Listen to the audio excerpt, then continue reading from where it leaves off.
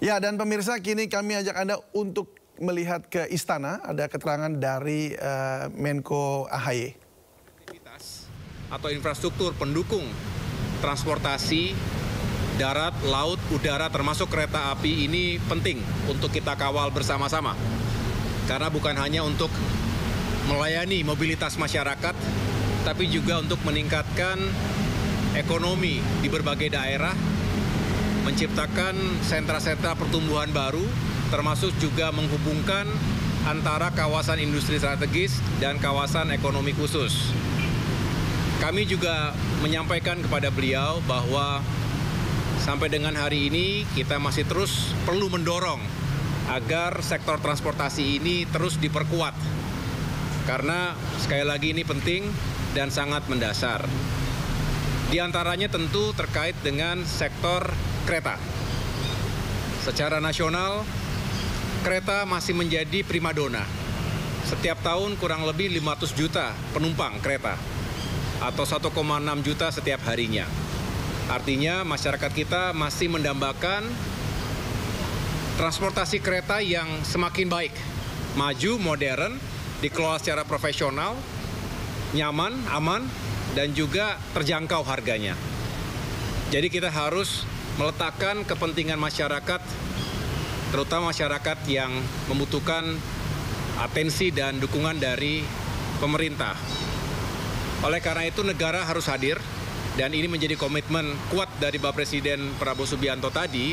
Beliau menyampaikan negara, pemerintah akan hadir untuk memastikan sektor transportasi kereta ini juga semakin maju dan berkembang. Dan kita harus mengingat bahwa pembangunan tentu tidak hanya di Jawa, tapi juga di berbagai kawasan Indonesia lainnya. Itu mengapa beliau juga menyampaikan bukan hanya memperkuat Jawa, tapi juga Trans Sumatera, Trans Kalimantan, Trans Sulawesi untuk kereta juga harus dibangun.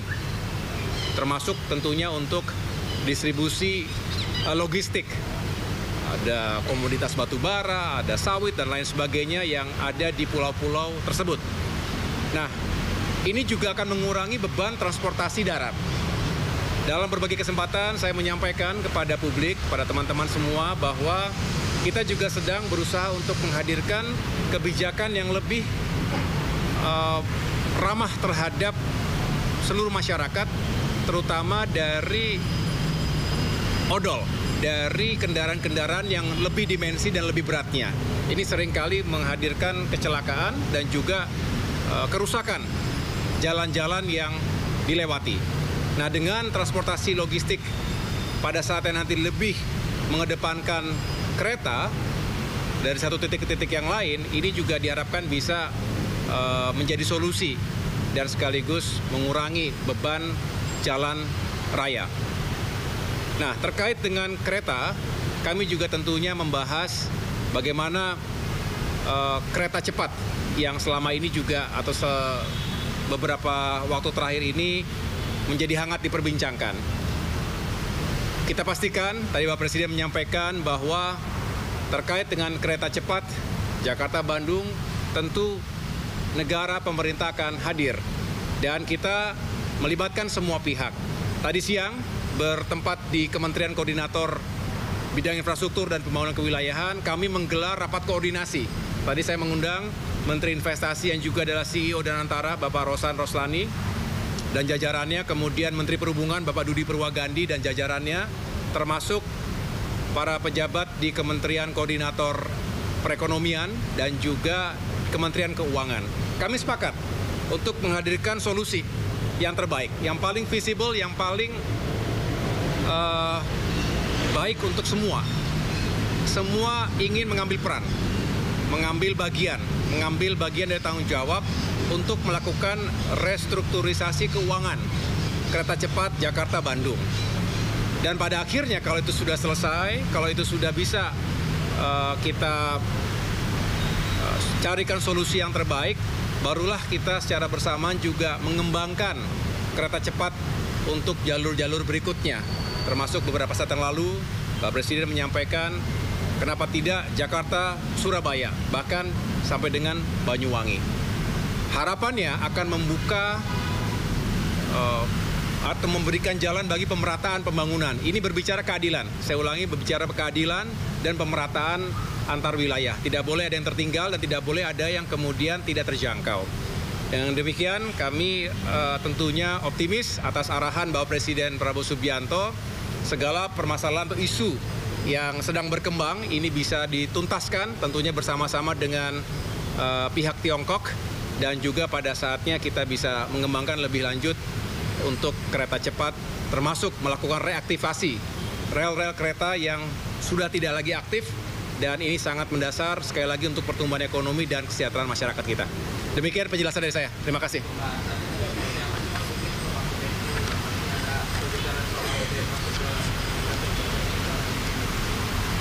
Tadi di ruangan saya sendiri bersama tambahannya tentunya ada Bapak Mensesnek dan Bapak Seskap.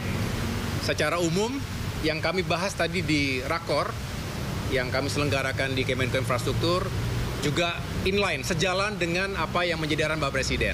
Tentu nanti pada saatnya akan lebih dijelaskan. Yang paling penting adalah sekarang sudah bisa diberikan kepastian bahwa negara pemerintah akan hadir untuk sama-sama kita mencarikan solusinya ini. Ya, nanti secara spesifik tentunya akan kita jelaskan pada kesempatan yang lain.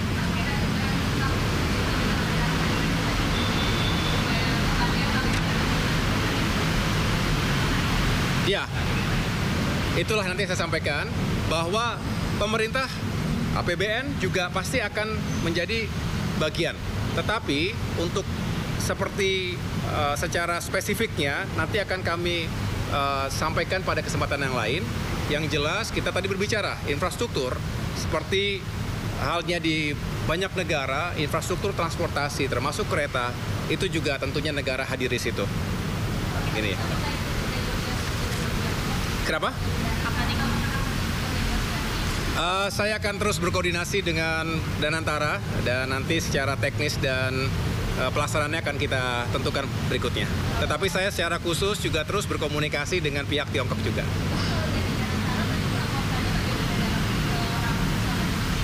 Ya.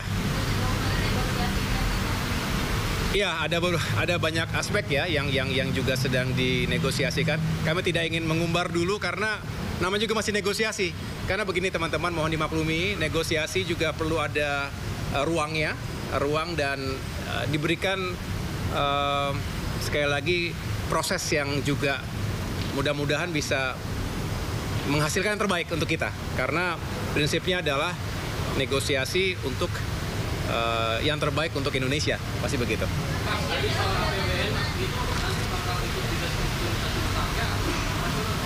Kenapa? APBN, ya inilah yang saya sampaikan tadi. Ada bagian nanti pengembangan konsep ini ya. Sementara ada sejumlah opsi ya.